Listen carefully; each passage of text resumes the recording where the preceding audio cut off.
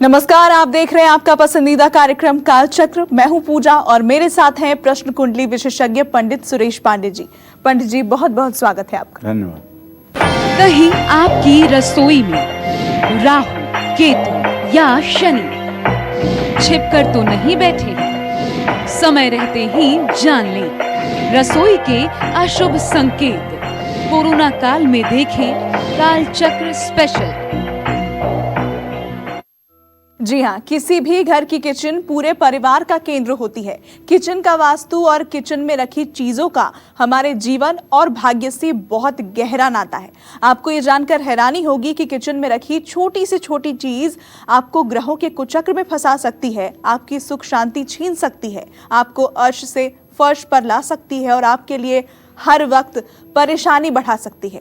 इसलिए अपनी किचन में चीजों को सही ढंग से रखें और सही तरह से इस्तेमाल में लाएं, जिससे आपको बरकत मिले, खुशियां मिले, सफलता मिले और ग्रहों की काली छाया आपके परिवार पर कभी ना पड़ पाए।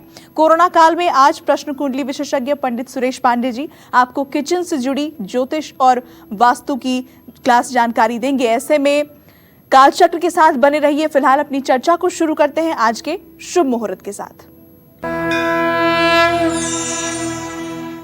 10 जून 2020 दिन बुधवार। आज आषाढ़ कृष्ण पक्ष की पंचमी तिथि है, रात 8:04 तक। इसके बाद षष्ठी तिथि शुरू हो जाएगी। श्रवण नक्षत्र दोपहर 2:58 तक। उसके बाद धनिष्ठा नक्षत्र शुरू हो जाएगा। राहु काल बुधवार है तो जैसा कि आप जानते हैं दोपहर 12 बजे से 1:30 बजे तक रहेगा। तो चलिए किचन से जुड़ी अपनी चर्चा को शुरू करते हुए बात करते हैं उन लोगों की जिनके किचन में आए दिन मुश्किलें खड़ी हो जाती हैं। ऐसी मुश्किलों की वजह क्या कोई ग्रह है, ये जानते हैं पंडित जी से। पंडित जी, किचन में रखी चीजों का क्या कनेक्शन होता है हमारे स्वास्थ्य से, हमारे घर में आने वाली खुशियों से, या फिर अगर बुरी नजर से? इसके बारे में दर्शकों को बताइए। सबसे पहले किचन से वो संबंध है जो संबंध एक व्यक्ति को जीवित रहने के लिए श्वास का है। कहते हैं कि पेट न होता तो भेंट न होता, और उस पेट की पूजा करने के लिए वही एक स्थान रसोई है जहां से उसको सप्लाई मिलती है। और रसोई हर समय ज्योतिष शास्त्र के आधार पर हम लोग बताते हैं कि आप अपने साउथ ईस्ट के डायरेक्शन में, जो आपके घर का दक्षिण पूर्व का कोना हो, वहां अपनी रसोई बनाएं। और रसोई ऐसी जगह बनाएं जहां नॉर्थ ईस्ट में पानी का सिंक लग सके, जहां साउथ ईस्ट के कोने में आपका गैस सिलेंडर रह सके, जहां वेस्ट साइड में आपकी फ्रिज रह सके। इस तरह से अगर रसोई की आप परिकल्पना करके और रसोई बनाते हैं तो निसंदेह रूप से उस घर में निवास करने वाले लोगों का स्वास्थ्य अच्छा रहेगा, मन मस्तिष्क अच्छा रहेगा, सब कुछ ठीक रहेगा। जिन लोगों की जन्म कुंडली में बुध ग्रह और चंद्रमा ग्रह, इनकी स्थिति ठीक नहीं है तो उनकी रसोई या घर में अक्सर कीड़े आते रहते हैं। जरा गौर करके देखिएगा कि कहीं आपके घर में आए दिन कॉकरोच तो नहीं दौड़ते हैं? कहीं आपके घर में सिंक के नीचे जहां पानी जमा होता है वहां सफ़ेद सफ़ेद छोटे छोटे कीड़े तो नहीं दिखाई देते हैं? अगर हाँ तो कुंडली दिखवा लीजिए। चंद्रमा और बुध आपकी कुंडली में खराब होगा। परिवार की महिलाओं का, ऐसे परिवार में परिवार की महिलाओं के सेहत पर इसका बहुत बैड इफेक्ट पड़ता है। जब घर में या सूर्य की दिशा आपके लिए सही ना हो, माने पूर्व दिशा आपके लिए सही ना हो, तो घर की रसोई में रखा हुआ कोई भी ताजा सामान सड़ सकता है। देखिए, अगर ईशान कोण में पूजा स्थान बनाया जाता है तो अग्नि कोण में रसोई क्यों? प्रश्न ये उठता है। उत्तर इसका यह है कि सूर्य देव उदयाचल पर्वत से नॉर्थ ईस्ट से अपना प्रकाश देना शुरू करते हैं भारतवर्ष में, और ये प्रकाश 1 से 1.5 घंटे तक बना रहता है। उसके बाद वो धीरे धीरे ऐसा लगता है कि जैसे सूरज चल रहा है, लेकिन सूरज कहाँ चलता है? वो तो पृथ्वी चल रही है। तो धीरे धीरे वही सूर्य की रोशनी अग्निकोण की जगह में आ जाती है, और अग्निकोण में जब सूर्य की किरणें प्रवेश करती हैं तो वहाँ रसोई में किसी प्रकार का फंगस, किसी प्रकार की बैक्टीरिया, किसी प्रकार का विषाणु कीटाणु सब सूर्य की रोशनी से समाप्त हो जाते हैं। इसलिए साउथ ईस्ट के डायरेक्शन में ही हर समय किचन बनाने के लिए, भोजनालय बनाने के लिए विधान शास्त्रों में किया गया है। ये ऐसे ही नहीं है कि जो चाहे वो लिख दिए, कुछ उसका कारण है जिसके कारण ऐसा किया गया है। और जानते हैं, जिस घर में कीड़े दिखाई दें, कॉकरोच दिखाई दें, छिपकलियां किचन के ऊपर घूमती हों, विश्वास करिए ऐसे घर में रहने वाले जितने लोग होते हैं उतनी बुद्धि, और बिना कलह के तो कभी रोटी खा ही नहीं सकते। कलह का वातावरण जरूर होगा, माँ बेटी में नहीं बनेगी, बाप बेटे में नहीं बनेगा, ये सब स्थितियां बिना किसी कमी के होंगी। तो जब घर की रसोई में आए दिन कुछ न कुछ टूटना शुरू हो जाए और उपकरण खराब होने शुरू हो जाएं, जैसे आपका मिक्सर ग्राइंडर है, वो इतना तेज चिल्लाए कि पूरा मोहल्ला जान जाए। आपने ओवन मशीन रखी हुई है, वो आए दिन खराब रहती है। आपने चिमनी लगवाई हुई है, ज़्यादा दिनों काम नहीं करती है। आपने एग्जॉस्ट फैन लगाया है, बार बार वो जलता है। आपकी फ्रिज बार बार खराब होती है। तब आप समझ लीजिएगा कि मंगल और शनि दोनों की स्थिति आपके जन्म कुंडली में अच्छी नहीं है। इससे रिश्तों में दरार आनी शुरू हो जाती है। जब आपका राशन जल्दी जल्दी खत्म होने लगे, तो घर में राशन की बर्बादी होने लगे, तब समझ लीजिएगा कि आपके परिवार पर पितर दोष की छाया है। जानते हैं, पितर दोष की छाया के लिए कहीं न कहीं हम और आप भी जिम्मेदार हैं। कैसे? आपने कभी किसी को पिंडदान करते देखा है? नहीं देखा होगा, और अगर देखा होगा तो जवाब ये है, पिंडदान में जौ के आटा, चावल के आटा और काले तिल के आटे से पिंड बनाया जाता है, और वो पिंड भगवान विष्णु को, भगवान शिव को और ब्रह्मदेव को निवेदित किया जाता है, ब्रह्मा विष्णु महेश को। तो ये जब पिंडदान किया जाता है तो हमारे पितरों को इससे मुक्ति मिलती है। तो अब कुछ दिनों से, जब से लोगों के घर में फ्रिज आई है, तो एक नया सिस्टम है कि आटा गूंथ लेंगे और थोड़े से आटे का यूज कर लेंगे, फिर जो बचा आटा होगा उसको फ्रिज में रख देंगे और दूसरे दिन उसी आटे का फिर उपयोग करेंगे। अरे भाई, जब गूथा हुआ आटा साफ सुथरा आप किचन में रख रहे हैं, तो अगर पितर दोष है आपके यहाँ, तो क्या पितर उस आटे पर अपना प्रभाव नहीं दिखाएंगे? मैं विश्वास के साथ कहता हूँ, पितरों की उस पर निगेटिविटी, नकारात्मक ऊर्जा आएगी, और उसी को जब आप दूसरे दिन रोटी बनाकर खाएंगे तो आपका भविष्य निश्चित रूप से प्रभावित होगा।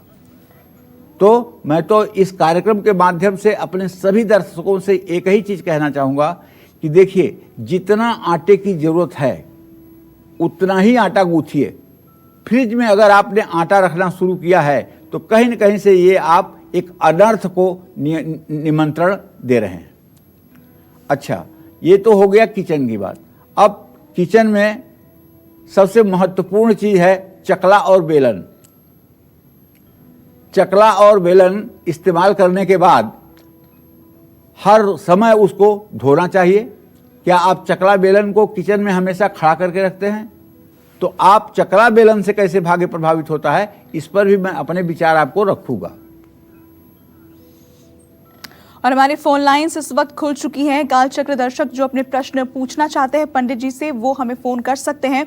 सबसे पहले हमारे साथ इस वक्त जुड़े हैं राजेश बिहार से। बहुत स्वागत है राजेश जी आपका, अपना सवाल पूछिए। नमस्कार मैडम जी। हाँ, बोलिए राजेश जी। जी पंडित जी प्रणाम। सुखी रहिए। पंडित जी, मेरा नाम राजेश कुमार वर्मा हुआ जी।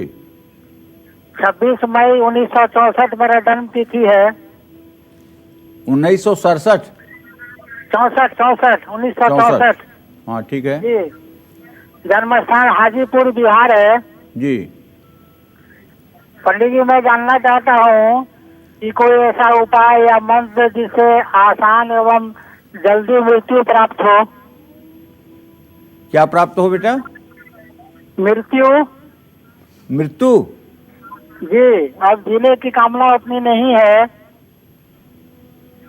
देखो, एक बात सुनो मेरी बात। क्यों इतना ज्यादा भौतिक चीजों को सच समझ रखे हो? तुम जो देख रहे हो ना, ये भी स्वप्न है, और जिस मृत्यु को मांग रहे हो वो भी स्वप्न है। इस मृत्यु से आपके शारीरिक कष्ट कम नहीं होंगे, बल्कि एक शरीर आप त्याग देंगे और एक बिना शरीर के आप भ्रमण करने लगेंगे। इसलिए मैं आपसे नहीं पूरे संसार से कहना चाहूंगा, मृत्यु के बारे में भगवान कृष्ण कहते हैं, मृत्यु सर्वहरश्चाहम उद्भवस्य भविष्यताम कीर्ति श्रीवाक्च नारीणाम स्मृति मेधा धृति क्षमा। 10वें अध्याय का 34वां श्लोक है श्रीमद् भगवद गीता का। भगवान ने अपनी विभूतियों को बताया है, तो बताया है उन्होंने कि सभी देहधारी प्राणियों का मृत्यु मैं हूं और सभी देहधारी जीवों का उद्गम का कारण मैं हूं, प्रकट होने का उनके कारण मैं हूं। और स्त्रियों में श्री, कीर्ति, कीर्ति माने प्रतिष्ठा, श्री माने लक्ष्मी, श्रीवाक माने वाणी और स्मृति माने याददाश्त, धृति माने धारण करने की शक्ति, मेधा माने बौद्धिक स्तर एकदम ऊंचाई पर, और क्षमा का मतलब कि शत्रु को भी क्षमा कर दे। तो ये भगवान की 9 विभूतियां हैं जो 10वें अध्याय के 34वें श्लोक पर श्रीमद् भगवद गीता में कहा गया है। तो राजेश जी, ज़्यादा समय न लेते हुए बस आपसे ये वचन चाहता हूं कि आज के बाद मरना छोड़ दीजिए। आज के बाद जब मृत्यु को आना होगा तो आएगी, मरना छोड़ दीजिए और नित्य सुंदरकांड का पाठ करिए, राम दरबार का चित्र लगाकर पूजा करिए। आपके जितने भी मन के दुख हैं सब दूर हो जाएंगे, इसमें कोई संशय नहीं है। घर में रखे चकला और बेलन पर शायद ही किसी का ध्यान जाता हो, लेकिन यही चकला बेलन आपको बीमार कर सकता है और धन की हानि भी कर सकता है। कैसे, आइए इस बारे में जानते हैं। पंडित जी, अब ये बताइए कि चकला और बेलन, इसका क्या कनेक्शन है हमारी किस्मत के साथ और क्या तरीका है सही इस्तेमाल करने का? बहुत सही पूजा। देखो, लोग सोच रहे होंगे कि पंडित जी क्या क्या बात करते हैं। देखिए, आपके पूर्वज जो बताते थे, अब आप छोटी सी फैमिली लेकर के शहरों में रह रहे हैं। अब आपकी सास, आपकी दादी सास, आपके मतलब दादा बताने के लिए नहीं है कि ये तुम गलत कर रहे हो या सही कर रहे हो। तो कार्यक्रम के माध्यम से ही अपनी पुरानी बातों को आप तक पहुंचाने की मैं कोशिश करता हूं। देखो, चकला और बेलन ये दोनों राहु का प्रतिनिधित्व करते हैं। जब भी आप चकला बेलन का इस्तेमाल करते हैं तो उसे हर बार साफ करके ही आपको इस्तेमाल करना चाहिए। वास्तु के अनुसार अगर आप कभी कभी चकला बेलन साफ करते हैं तो इससे रोग और धनहानि होती है। तो इसी वजह से कहा जाता है कि रोजाना चकला बेलन जरूर धोना चाहिए। इससे आपके घर परिवार में निरोगी काया सबकी बनी रहेगी और लोग प्रसन्न रहेंगे। रोटी बनाते समय जब भी चकले से आवाज आती है, कुछ लोग जब रोटी चकले पर बेलना शुरू करते हैं, खट खट खट खट खट खट की आवाज आती है। जो चकले के 3 पैर होते हैं, कभी एक उठता है, कभी एक गिरता है, कभी एक उठता है, कभी एक गिरता है, आवाज आती है। ये आवाज शुभ नहीं है, ये अशुभ संकेत है, ये गलत सिग्नल है। इससे धनहानि होती है और धनहानि के साथ साथ सम्मान भी प्रभावित होता है। आज ध्यान दीजिएगा रोटी बनाते समय कि कहीं आपका चकला आवाज तो नहीं करता है। और आपके चकले से अगर रोटी बनाते समय आवाज आ रही है तो इसको आप बंद करिएगा। कैसे बंद करेंगे? चकला अगर नहीं बदल सकते हैं तो बंद कैसे करेंगे?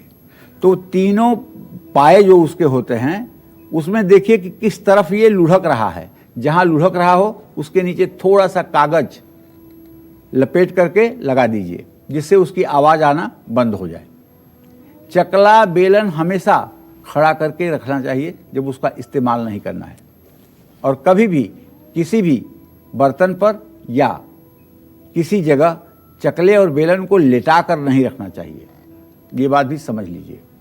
चकले और बेलन को अगर आप लेटा करके रखते हैं तो निश्चित रूप से ऐसे लोग, एक तो राशन के जहाज होते हैं, बहुत ज़्यादा भोजन करते हैं, दूसरी बात असंतोष बहुत ज़्यादा मन में रहता है।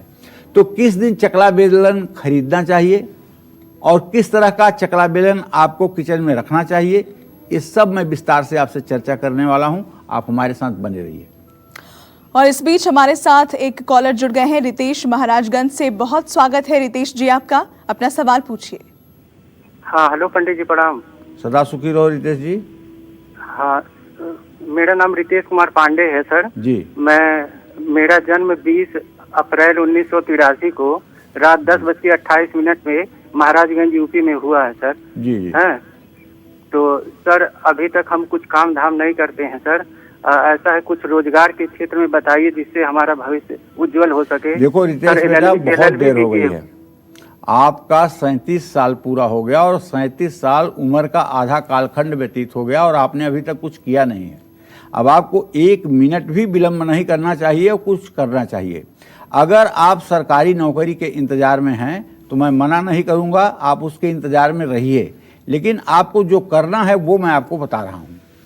आपको तत्काल पानी का व्यवसाय शुरू कर देना चाहिए, मिनरल वाटर का व्यवसाय शुरू कर देना चाहिए, और आपके गमन स्थान का स्वामी बुध है, आपको पश्चिम दिशा की यात्रा करनी चाहिए महाराजगंज से। और जिस दिन घर छोड़ करके आप पश्चिम दिशा की यात्रा करेंगे उसके बाद आपका भाग्योदय होना शुरू हो जाएगा। तो आप ऐसा जरूर करें। और अगर आप पानी का व्यवसाय नहीं कर सकते हैं तो आपको मेडिकल स्टोर का व्यवसाय करना चाहिए या फिर किसी प्रकार के केमिकल का भी व्यवसाय करना आपके लिए लाभकारी हो सकता है। और मैं आपको ये बताना चाहूँगा कि आप नित्य दुर्गा चालीसा और विंध्येश्वरी चालीसा का सुबह शाम पाठ जरूर करें। तो किस दिन चकला बेलन खरीदना आपकी सेहत के लिए घातक साबित हो सकता है, किस तरह का चकला बेलन आपको निरोगी बना सकता है, साथ ही किचन में चकला बेलन को गंदा छोड़ना आपको कौन सा नुकसान पहुंचा सकता है, आइए जानते हैं। पंडित जी इस बारे में बताइए। और साथ ही एक और चीज़ जो मैं यहाँ पर जोड़ना चाहूँगी कि कुछ लोग चकले का इस्तेमाल नहीं करते हैं, वो किचन की स्लैब पर ही बेलन से रोटियाँ बनाते हैं, क्या ये सही है? ये इधर भी चलन में आया है। पूजा जो तुम कह रहे हो ना, ये प्रैक्टिकल बात कह रहे हो। इधर भी चलन में आया है कि खड़ी होकर के महिलाएं और अपने प्लेटफार्म पर किचन के और उसी पे रोटी बना लेती हैं। ये अभी चलन में आया है, पहले ऐसा नहीं था। तो मैं कहना चाहूँगा कि ये उचित नहीं है। फर्श पर रोटियां बनाना ये उचित नहीं है। हर दिन आप चकला बेलन के लिए अगर खरीद रहे हैं तो ये हर दिन उसके लिए शुभ नहीं है। अगर आप स्टील या लोहे का चकला खरीद रहे हैं तो शनिवार को कभी भूल करके न खरीदें। पंचक जब लगा हो, धनिष्ठा, सद्भिषा, पूर्व भाद्रपद, उत्तर भाद्रपद, रेवती, ये 5 नक्षत्र जब हों तब आपको नहीं खरीदना चाहिए। मंगलवार और शनिवार को लकड़ी से बना हुआ चकला बेलन भूल करके भी नहीं खरीदना चाहिए। चकला बेलन खरीदने का सबसे शुभ दिन है बुधवार। वास्तुशास्त्र में चकला बेलन की धातु के बारे में बताया गया है। वास्तु के अनुसार स्टील के चकला और बेलन दोनों सबसे अच्छे माने जाते हैं। हालांकि लकड़ी के चकला और बेलन को रोगी बताया गया है। क्यों जानते हैं? उसमें पानी रोज पड़ते पड़ते ना कहीं न कहीं से फफूंद लग जाता है। लकड़ी में कहीं न कहीं से फफूंद लग जाता है, इसलिए लकड़ी जो है पानी को ज़्यादा सोखता है, तेल को ज़्यादा सोखता है, तो इसमें साफ सफाई की दिक्कत होती है। इसलिए मैं तो कहूँगा कि एक बार आपका बेलन तो हो भी जाए लकड़ी का, लेकिन चौका तो भूल करके भी नहीं होना चाहिए लकड़ी का। और रोटी बनाने के बाद ऐसा ना करें कि रोटी बनाने वाली थाली में आपने बेलन गिरा दिया और चकले को यथास्थान छोड़ करके आपने अपना काम शुरू कर दिया। नहीं, ऐसा नहीं करना चाहिए। चकला और बेलन को धो पोंछ करके उसे सुव्यवस्थित जगह पर रख दीजिए। ऐसा करने से परिवार के सदस्यों को रोग और धन की हानि नहीं हो सकती है। चकला बेलन को हमेशा सुखा करके रखिए। गीला चकला बेलन कभी भी ना रखिए। और रसोई में 3 चकले कभी नहीं रखना चाहिए, इससे घर में क्लेश का माहौल बनता है। सबसे बड़ी बात, सबसे अच्छा आपको बताऊं, अगर आप पत्थर का चकला और पत्थर का बेलन इस्तेमाल करें तो मैं विश्वास के साथ कह सकता हूं इसकी सारी पॉजिटिविटी आपको मिलेगी। लेकिन ये उन घर की महिलाएं करें जिनके हाथ से सामान नहीं गिरता है, और जो लापरवाह हैं, जिनकी सोच कहीं रहती है, काम कहीं, जिनके हाथ से दूध चूल्हे पर आए दिन गिरता है, चाय बनाते समय चाय गिरती है, तो ऐसी महिलाओं को अपने घर में पत्थर का चकला बेलन नहीं रखना चाहिए, क्योंकि वो भी हाथ से छूटेगा, गिरेगा, टूटेगा, जो एक अशुभ संकेत देता है। तो किचन में रखा हुआ तवा, रोटी बनाने वाला तवा, कैसे मानहानि करा सकता है, कैसे रोग बढ़ा सकता है, कैसे गरीबी बढ़ा सकता है, और अगर गंदा तवा है तो कैसे ये आपको विपत्तियों में फंसा सकता है। इन सब विषयों पर मैं चर्चा करूंगा, आप हमारे साथ बने रहें।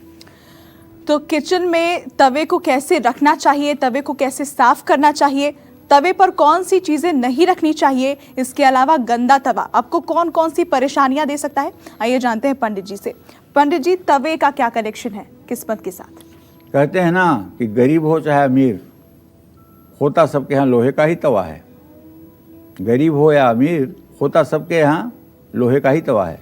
एक ऐसी चीज़ है जो पूरे भारत में नहीं, पूरे विश्व में एक जैसी यूज होती है। हाँ, कहीं कहीं अपवादवश स्टील के भी तवे आज निकल चुके हैं, वो भी लोहे से ही संबंधित है। तो तवा अगर गंदा है और तवा अगर सही डायरेक्शन में नहीं रखा गया है तो राहु का अशुभ प्रभाव आपके घर के ऊपर दिखने लगेगा। कैसे आप जानेंगे कि राहु का प्रभाव खराब है? आप देखिए कि आपके घर में कितनी छिपकलियां हैं। अगर हैं तो राहु दोष शुरू हो चुका है। लाल चींटियां निकलती हैं, अगर हाँ तो राहु दोष शुरू हो चुका है। कोई सामान अगर आपके घर में आया है, ज़्यादा यूज नहीं हुआ है, तभी अगर वो बार बार खराब हो रहा है, तब भी राहु दोषकारी है। कोशिश करने के बाद भी धन संचय नहीं हो रहा है, तब भी राहु दोष कारक है। तो ऐसे में मानहानि, रोग और दरिद्रता ये गंदा तवा बढ़ाता है। गंदे तवे पर कभी भी रोटी ना रखें। कुछ लोग करते क्या हैं, रोटी जब बना के तैयार हो गया तो उसी तवे पर रोटियां रख देते हैं एक जैसे, और ऊपर से किसी बर्तन से, किसी थाली से ढक देते हैं, और जब भोजन करने वाले आते हैं उसी में से निकाल करके देना शुरू करते हैं। नहीं, ये गलत है। अगर आपको रखना ही है तो रखिए बेशक, लेकिन उसे थाली में रखिए और थाली से ही ढकिए। ऐसा अगर आप नहीं मानते हैं और ऐसा करते हैं, तवे पर रोटी रख करके वहीं से वितरण की जाती है, तो ये रोग और दरिद्रता दोनों को बढ़ाने वाला है। गंदा तवा राहु के प्रकोप को बढ़ाता है। रात में रोटी पकाने के बाद हमेशा तवा धो करके ही रखना चाहिए। और जिन लोगों के तवे का पिछला हिस्सा जंग या मूर्छा जैसा लगा हुआ हो, या जिसकी पपड़ियां टूट रही हों, तब तो समझिएगा कि ये अनर्थ है। इसीलिए आगे से भी पीछे से भी तवा की सफाई होनी चाहिए। तवा हमेशा ऐसी जगह रहे जहां से वो सभी को दिखाई न दे। तवा कभी भी उल्टा करके नहीं रखना चाहिए। भोजन बनाने के बाद कभी भी तवा गैस पर न छोड़ें। दूसरी बात, तवे पर गर्म पानी का छींटा ना मारें। अगर छींटा मारना है आपको तो दूध का छींटा मारें। तवा जब गर्म हो जाए तो उसके ऊपर थोड़ा सा दूध का छींटा मार करके तब उसके बाद में आप रोटी बनाना शुरू करें। और तवे पर पहली रोटी चाहे छोटी सी 2 सेंटीमीटर की बनाइएगा, वो रोटी आप चूल्हे में आग पर डालिएगा। पहले वो अग्निदेव के लिए, फिर दूसरी रोटी बनेगी गौ माता के लिए, उसके बाद फिर पारिवारिक सदस्यों के लिए, अंतिम रोटी कुत्ते के लिए भी बनेगी।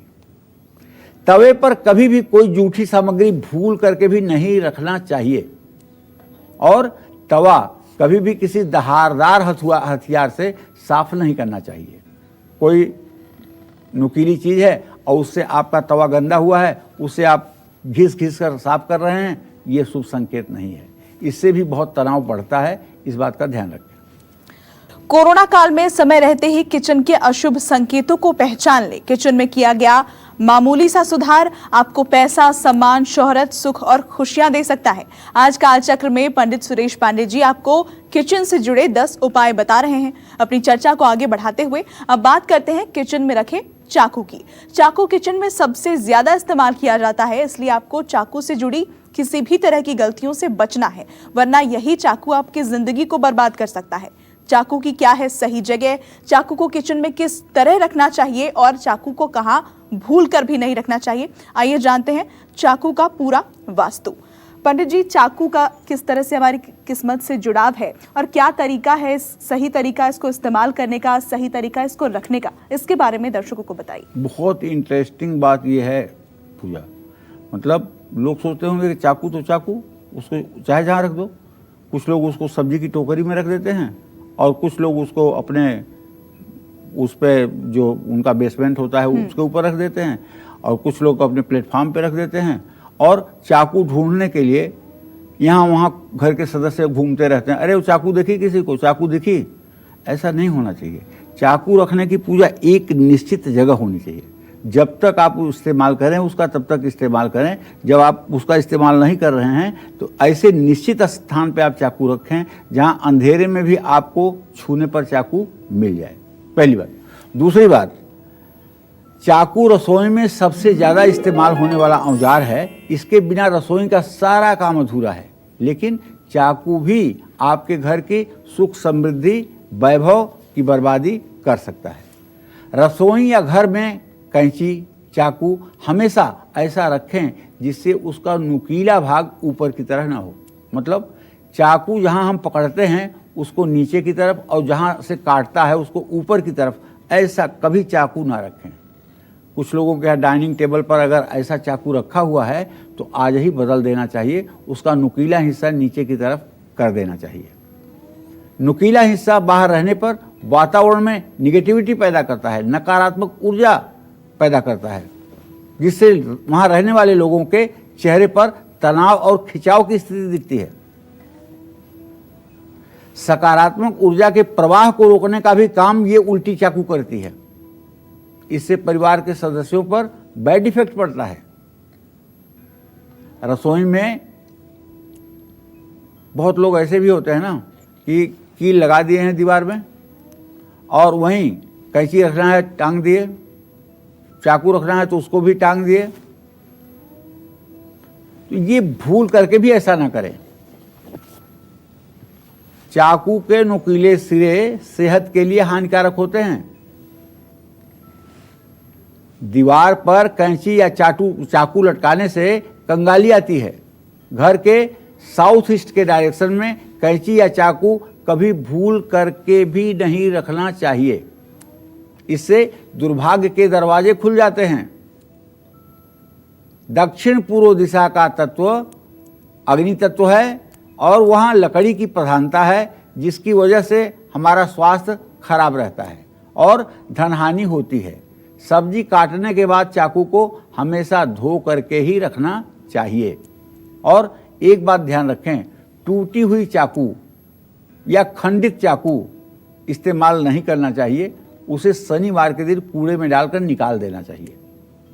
किचन में रखे हुए मसाले, अब ये आपकी जन्म कुंडली में किस तरह से ग्रहों को प्रभावित करते हैं, इस पर भी मैं आपके सामने अपने विचार रखूंगा। देखिए, किचन में रखा हुआ मसाला जो है सचमुच में, अरे और तो बात जाने दीजिए, अब इस समय कोरोना काल चल रहा है ना, कोरोना काल में एक बात बड़ी जबरदस्त और सच कही जा रही है कि यदि आप कोरोना से बचना चाहते हैं तो आप आधा चम्मच सेंधा नमक, आधा चम्मच हल्दी 1 कप बड़े पानी में उबालकर जब पानी हल्का सा गुनगुना रह जाए तो सुबह शाम उसी पानी से अपना गरारा कीजिए। जब आप गरारा करेंगे तो वो पानी की कुछ बूंदें जब आपके श्वास नली में भोजन की नली में जाएंगी तो उससे क्या होगा, उससे जो कोरोना का वायरस है वो मर जाएगा। दूसरी बात, अब ये भी किचन की ही बात है, मसालों की, जैसे जावित्री, दालचीनी, ये तो मतलब कि किचन की ही चीज़ है ना। सेंधा नमक किचन की चीज़ है, हल्दी, गुड़, ये सब चीज़ें, अगर इन सब चीज़ों को, छोटी पिपली, काली मिर्च, ये सब चीज़ें डाल करके अगर आप काढ़ा बना करके और दिन भर में 2 बार पीते हैं, मैं विश्वास के साथ कह सकता हूँ, भगवान तो नहीं हूँ लेकिन कोरोना आपको छू नहीं पाएगा।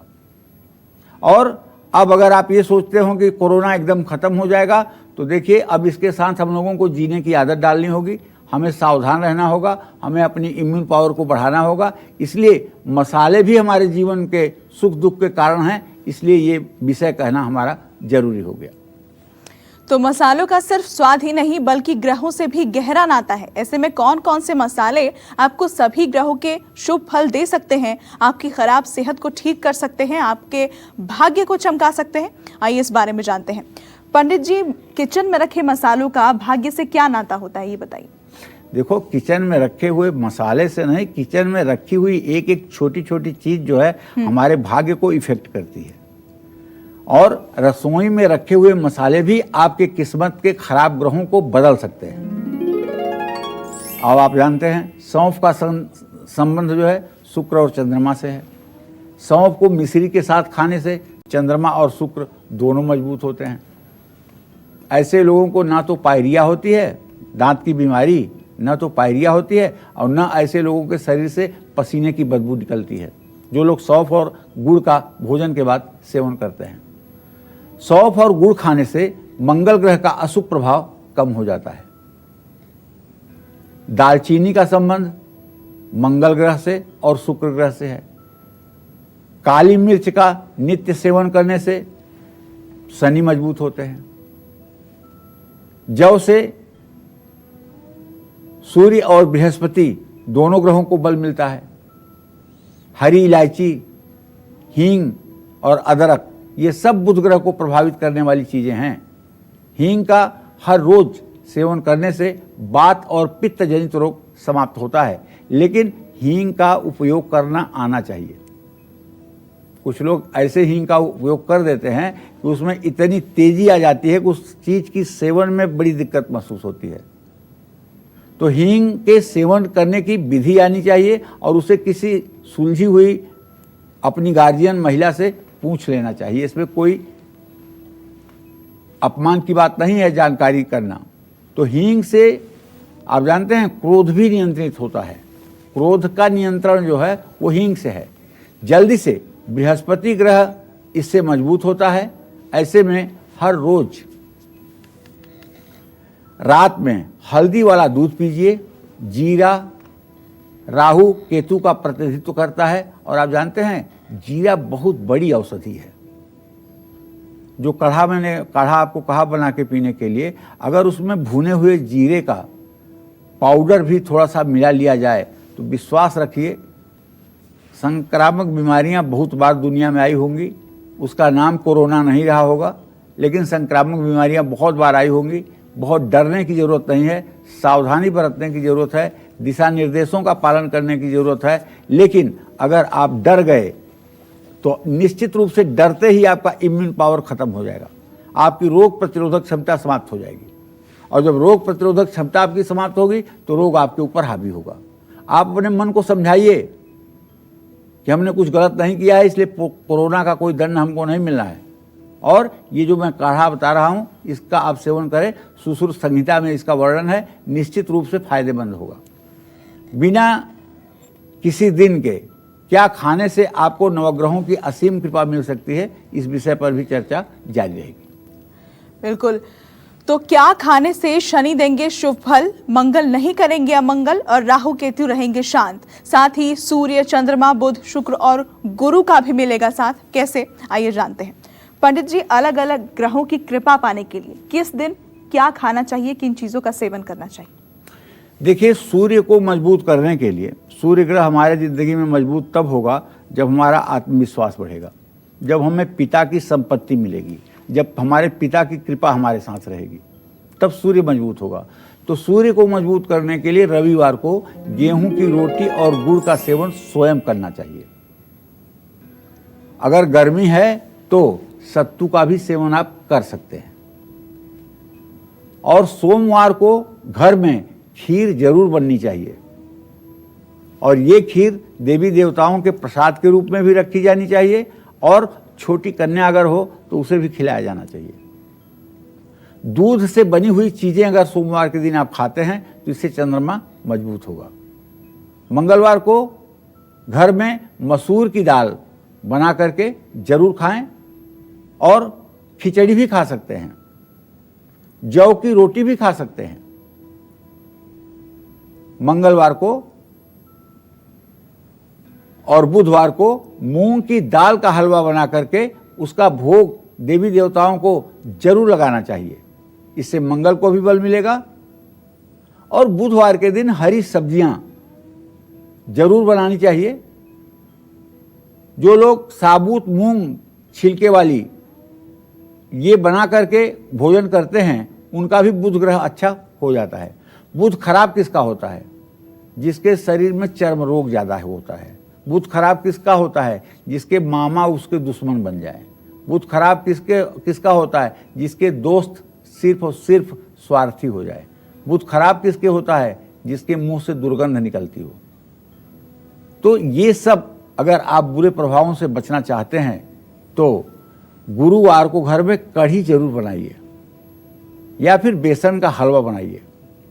चने की दाल और केला खाने से भी फायदा होगा। बृहस्पतिवार को आप चाहें तो चने की दाल बना करके और उसको अच्छे से फ्राई करके उसका उपयोग सप्ताह में एक दिन आप कर सकते हैं। शुक्र जब अशुभ स्थिति का फल दे तो शुक्रवार में चीनी मिला करके जरूर खाएं। शुक्र खराब फल क्या देगा? दाम्पत्य जीवन कलहपूर्ण होगा, बढ़िया कपड़ा बढ़िया भोजन नहीं मिलेगा, बढ़िया घर में रहने का सौभाग्य नहीं प्राप्त होगा, अभाव में जिंदगी कटेगी, लोग आपको महत्व नहीं देंगे, आपको वैल्यू नहीं करेंगे। तो ऐसा अगर शनि भी कष्ट दे रहा है तो शनिवार को घर में काले चने जरूर बनाएं। और यदि आपके यहाँ काम करने वाले लोग जल्दी जल्दी छोड़कर चले जाते हैं और आप आए दिन लेबर के लिए परेशान रहते हैं, आए दिन कर्मचारियों के लिए परेशान रहते हैं, तो आपको चाहिए शनिवार के दिन काले चने भिगोकर उसका छौंक लगा करके काले चने बना लें और उसके साथ गर्मा गर्म जलेबी, ये सभी अपने कार्यकर्ताओं को आप इज्जत के साथ खिलाएं और स्वयं भी खाएं। इससे निश्चित रूप से आपके यहाँ काम करने वाले लोग टिकाऊ रहेंगे। उड़द की दाल, काली दाल की खिचड़ी, ये शनिवार के दिन प्रातःकाल जरूर खाना चाहिए। और शनिवार को सरसों के तेल में सब्जियां पकाकर खाने से शनिदेव प्रसन्न होते हैं। राहु केतु का अगर आपके ऊपर कष्ट है तो उड़द, तिल और सरसों का सेवन आपको करना चाहिए। जय मां विंध्यवासिनी। चर्चा को आगे बढ़ाते हैं। किसी भी कुपित ग्रह से दूर रहने के लिए और उनके बुरे प्रभावों से बचने के लिए आपको किन चीजों का सेवन बिल्कुल भी नहीं करना चाहिए, साथ ही ग्रहों को बल देने के लिए राशिनुसार क्या ना खाएं, आइए इस बारे में जानते हैं। पंडित जी, आपने ये तो बता दिया कि ग्रहों से शुभ फल पाने के लिए किन चीजों का हमें सेवन करना है, लेकिन ग्रहों के बुरे प्रभाव से बचने के लिए किन चीजों का सेवन हमें बिल्कुल भी नहीं करना चाहिए, इस बारे में बताइए। ठीक बात है। देखिए, किसी का सूर्य कुपित हो या नीच राशि का हो और बुरे परिणाम दे रहा हो तो ऐसे व्यक्ति को नमक का सेवन कम करना चाहिए, लेकिन नमक का सेवन कम करना चाहिए। और अगर रविवार के दिन नमक छोड़ दें तो ये सोने पर सुहागा होगा। सूर्य अगर कुंडली में 11वें भाव में हो और ऐसा व्यक्ति मांसाहार का उपयोग करे तो संतान को कष्ट मिलता है। सूर्य को मजबूत करने के लिए तली हुई चीजों का सेवन कम से कम करना चाहिए। चंद्रमा अगर आपकी जन्म कुंडली में दूषित है तो भूल करके भी किसी प्रकार के मांसाहार का सेवन न करें। चंद्रमा शरीर में जल तत्व की कमी को पूरा करता है। ऐसे में ज़्यादा पानी पिएं, ठंडी वस्तुओं का सेवन ना करें, चावल कम खाएं। ऐसे लोगों को ही थायराइड की बीमारी होती है। थायराइड के जितने भी पेशेंट हैं उन्हें बताना चाहूँगा कि सूर्यास्त के बाद आपको भूल करके भी कोई ठंडी चीज़ नहीं खानी चाहिए। ऐसी चीज़ें ना खाएं जिसमें मैथोल हो। जन्म कुंडली में वृषभ, कर्क, तुला, धनु, मकर, कुंभ का चंद्रमा हो तो रात को दूध नहीं पीना चाहिए। या कोई लग्न हो, 10वें भाव में यदि आपके चंद्रमा हो तो आपको रात में दूध नहीं पीना चाहिए। जिन लोगों का मंगल कुपित होता है उनको रात में जल्द भोजन करना चाहिए। वैसे तो सभी को अगर संभव है तो 8 बजे रात तक भोजन कर लेना चाहिए। जब आप 8 बजे तक भोजन कर लेंगे तो 9-10 बजे तक सो करके और आप ब्रह्म मुहूर्त में उठ पाएंगे। लेकिन यदि आप साधना में हैं, साधना का मतलब पढ़ाई कर रहे हैं, वो भी सरस्वती की साधना है, तो आपके लिए कोई समय का बाउंडेशन नहीं है। आप जब तक पढ़ना चाहें पूरी रात पढ़ें। जब फिर आप उठेंगे तो जब आप उठेंगे तो उसी समय सूरज उदय मान करके और अपने नित्य क्रिया को करें। क्योंकि देवी देवताओं की साधना में जितना आदमी परिश्रम करता है उससे कम मेहनत सरस्वती की साधना में नहीं होता है। बहुत सरस्वती की साधना बहुत कठिन और दुष्कर है। जो विद्यार्थी ऐसा करते हैं उनके ऊपर कोई कानून नहीं लागू होता है, बल्कि वो एक समय के अनुसार जैसे जो भी करते हैं वो ठीक है। रात में हल्का भोजन करना चाहिए। जिन लोगों का मंगल थोड़ा सा भी कुपित होता है उनको ज़्यादा देर तक धूप में बिल्कुल नहीं बैठना चाहिए। और मंगल अगर कमज़ोर हो तो तेज मसालों का भी सेवन नहीं करना चाहिए। बुध अगर कुपित हो तो कभी भी तनाव या जल्दबाजी में भोजन ना करें। बुध खराब हो तो दालों का सेवन कम से कम करें। कच्ची सब्जी ना खाएं, कांच के बर्तन में भोजन ना करें और पानी भी ना पिएं। तेज नमक या पैक्ड फूड भी आपको नहीं खाना चाहिए। तो अगर शनि, राहु, केतु आपको अशुभ फल दे रहे हैं या फिर गुरु और शुक्र ग्रह कुपित होकर आपको अनिष्ट कर रहे हैं, तो ऐसे में आपको कौन सी चीजों का सेवन बिल्कुल नहीं करना चाहिए, आइए इस बारे में भी जान लेते हैं। पंडित जी बताएं इस बारे में। देखिए, हर चीज हर आदमी के लिए लाभकारी नहीं होती है। हर चीज हर आदमी के लिए लाभकारी नहीं होती है। इस संसार की 7 अरब आबादी है, 7 अरब लोगों का 7 अरब दिमाग है और सबके अपने अपने टेस्ट अलग हैं। तो जिन लोगों का बृहस्पति खराब होता है, वो मकर राशि में है या फिर अस्त हुआ पड़ा है, तो ऐसे लोगों को साधु संतों की तरह भोजन करना चाहिए। मतलब एकदम सात्विक, पूर्ण रूपेण, जो किसी प्रकार की हिंसा के द्वारा न प्राप्त किया हुआ हो, जो मेहनत और परिश्रम के धन से व्यवस्थित किया गया हो, ऐसा भोजन साधु संतों का भोजन, सात्विक भोजन कहलाता है। हमेशा अपनी भूख से कम भोजन करें। अगर आप अपने पेट का अंदाज़ा नहीं लगा पाते हैं तो ये बड़े शर्म की बात है। आप जितना भोजन कर सकते हैं उसमें 25% भोजन आप ना करें। एक कहावत है, कम खाए न मरे न मोटाए। अगर आप कम खाना खाओगे तो ना तो जल्दी बीमारी होगी, ना तो मरोगे और ना तो बहुत मोटे होगे। जिन लोगों का शुक्र कुपित होता है उनको ठंडी और मीठी चीज़ें कम खानी चाहिए।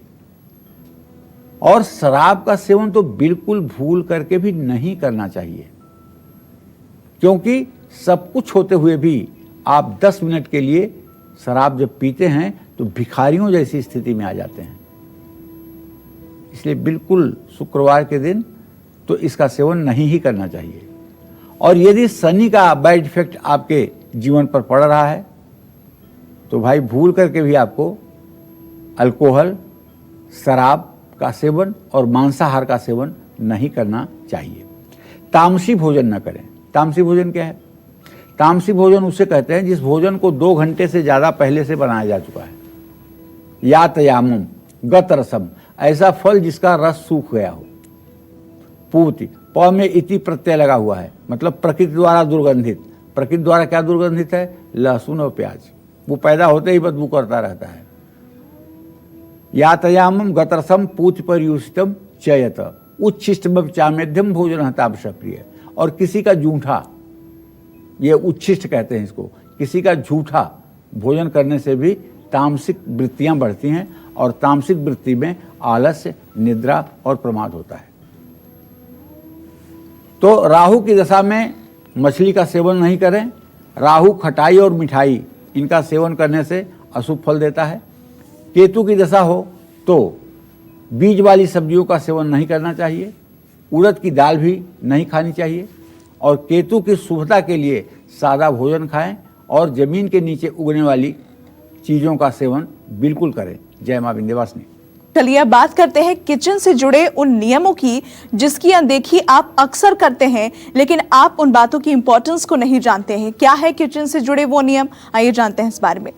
पंडित जी, किचन से जुड़े वो कौन से नियम हैं जिनकी अनदेखी करना हम पर भारी पड़ सकता है? देखिए, ऐसा है कि रसोई घर में किचन में एक स्टैंड होता है कुछ लोगों का, तो किचन स्टैंड के ऊपर आप सुंदर फल और सब्जियों के चित्र लगा सकते हैं। और अगर इसे पश्चिम वाली दीवार पर लगाएं तो उत्तम होगा। दूसरी बात, अगर घर की ऊंचाई आपके फर्श से फ्लोर की ऊंचाई 10.5 फीट के ऊपर है, तो आप अपने पूरब की दीवार पर एक सुंदर सा माँ अन्नपूर्णा का प्यारा सा चित्र आपको लगा देना चाहिए, और एक चंदन की जो रेडीमेड माला आती है उसको सदा सर्वदा के ऊपर उनको चढ़ा देनी चाहिए। अन्नपूर्णे सदा पूर्णे शंकर प्राण वल्लभे ज्ञान वैराग्य में देहि भिक्षाम देहि च पार्वती। अन्नपूर्णा की कृपा हो जाए तो सारी दरिद्रता अपने आप भाग जाएगी। और कीड़े मकोड़े अगर किचन में घूम रहे हैं, फिर कह रहा हूं, तो सावधान हो जाइए। रसोई की तुरंत सफाई करवाइए, और अगर बार बार चींटियां दिख रही हैं, बार बार कॉकरोच दिख रहे हैं, तो उसका ठीक से पेस्ट कंट्रोल करवाइए। उस अग्नि, और अगर आप भोजन के लिए भोजन बनाने जा रहे हैं तो पहली रोटी जो बने उसको आग के ही हवाले करना चाहिए। इदम अग्निदेवाय न ममा, अग्निदेव के लिए है, उसे अग्निदेव को अर्पित करें। और अग्नि द्वारा पकाए गए अन्न पर सबसे पहला अधिकार जो होता है वो अग्निदेव का ही होता है। अच्छा, भोजन की थाली को हमेशा किसी बर्तन या चटाई या चौके पर या टेबल पर सम्मान के साथ रखना चाहिए, इज्जत के साथ रखना चाहिए। खाने की थाली को कभी भी एक हाथ से पकड़ करके किसी को भोजन नहीं परोसना चाहिए। ऐसा करने से खाना प्रेत योनि को प्राप्त होता है। भोजन करने के बाद थाली में हाथ भी नहीं धोना चाहिए, हाथ उठ करके ही धोना चाहिए। तो थाली में कभी जूठन या जूठन जैसी चीज आप छोड़ करके न उठें। हम ये नहीं कहते हैं कि आप चाहे बीमार पड़ जाएं, चाहे मर जाएं, लेकिन थाली समाप्त ही कीजिए। ऐसा अगर नहीं कर सकते हैं तो कोई बात नहीं, लेकिन उस दिन सबक लीजिए कि आगे से जो मैं भोजन कर सकूंगा उतना ही अपने पास रखूंगा, नहीं तो उसके पहले उसे निकलवा दूंगा। तो थाली में कभी जूठन मत छोड़िए। थाली को कभी किचन स्टैंड या पलंग या टेबल के नीचे या ऊपर न रखें। रात में भोजन के जूठे बर्तन सिंक में बिल्कुल न रखें। कुछ लोग क्या करते हैं, सिंक में सारे बर्तन रात के रखे रहते हैं, और जब फिर सुबह होता है उनकी काम वाली आती है, या खुद मतलब कि वो जब समय पाते हैं तब बर्तनों को धोते हैं। तो रात भर में वो जो निगेटिविटी आपके पूरे किचन में बनी हुई है, उस निगेटिविटी से आप बच पाएंगे क्या? तो ऐसे में जब सभी लोग भोजन कर लें तो आपको 10 मिनट किचन में खड़े होकर के किचन की सफाई और किचन के बर्तनों को धुल करके रखना चाहिए। तो भोजन करते समय आपको किन बातों का खास ख्याल रखना चाहिए और रात के समय किन चीजों को बिल्कुल नहीं खाना चाहिए, आइए इस बारे में भी जान लेते हैं। पंडित जी, किचन से जुड़े तमाम नियम आपने बता दिए, अब जाते जाते दर्शकों को भोजन से जुड़े नियम भी बता दीजिए। हाँ, देखिए, भोजन से अगर आप बचपन में भोजन कभी दक्षिण मुंह करके बैठे होंगे तो आपके घर वाले कहेंगे दक्षिण मुंह करके भोजन ना करो, पिता की आयु कम होती है। ऐसी मान्यता है ना, ऐसा आप लोगों ने सुना होगा। तो भोजन करने से पहले देवी देवताओं का आवाहन करें। गीता में भी लिखा है कि जो भी भोजन के निमित्त वस्तु है वह ब्रह्म को ही अर्पित है। ब्रह्म तेन गंतव्यम ब्रह्म कर्म समाधिनाम। तो कहने का मतलब कि भगवान का, श्री हरि विष्णु का मन में ध्यान करिए और उनसे कहिए कि हे भगवान, ये जो कुछ भी नैवेद्य हमारे पास उपलब्ध है इसे आप स्वीकार करें और यह आपका प्रसाद हो जाए, हमारे मन मस्तिष्क को सुचारू रूप से गतिशील बनाए। ये प्रसाद मैं आपका जब सेवन करूं। भोजन करते समय ज़्यादा बातचीत नहीं करनी चाहिए, और भोजन करते समय क्रोध तो बिल्कुल नहीं करना चाहिए। देखिए, भोजन करते समय कुछ लोग क्रोध करते हैं। मैं आपको बताऊं, मैं भी करता था क्रोध भोजन करते समय। लेकिन एक बार मैं क्रोध कर रहा था और मेरे पिताजी वहीं पर खड़े थे। उन्होंने कहा, सुरेश, ये स्वाद और विवाद, इन दोनों चीज़ों से अपने को अगर अलग रख लो तो बेटा सुखी रहोगे। उसके बाद से मैं अब कभी नहीं कहता हूँ कि नमक कम है कि ज़्यादा, तेल ज़्यादा है कि कम है। स्वाद और विवाद, सचमुच में अगर ये दो चीज़ों पर हम अपना पकड़ बना लें तो जिंदगी के काफ़ी काम आसान हो जाते हैं। इसलिए स्वाद और विवाद से बचना है। रात में चावल, दही और सत्तू का सेवन करने से भी लक्ष्मी का निरादर होता है। समृद्धि चाहने वालों को और जिन व्यक्तियों को आर्थिक कष्ट है उनको इन सभी चीज़ों का सेवन रात में नहीं करना चाहिए। भोजन हमेशा पूर्व या उत्तर की तरह ही मुंह करके करना चाहिए। राहु की शांति के लिए रसोई में बैठ करके आप भोजन कर सकते हैं। जूते पहन करके कभी भोजन नहीं करना चाहिए। हफ्ते में एक बार गुरुवार को छोड़कर रसोई की सफाई जरूर करिए। जय मां विंध्यवासिनी। तो कालचक्र के सभी दर्शकों से हम ये अपील करना चाहेंगे कि अगर आप जागरूक, सेफ और स्वस्थ रहेंगे तो समाज और देश हर संकट से पार पा लेगा। ऐसे में कोरोना काल में घर बैठे ही सारे उपाय करें और बने रहे कालचक्र के साथ हर रोज 8:50 पर। पंडित जी, आपका भी बहुत बहुत शुक्रिया तमाम जानकारी दर्शकों के साथ साझा करने के लिए। और फिलहाल कालचक्र की पूरी टीम को दीजिए इजाजत। नमस्कार।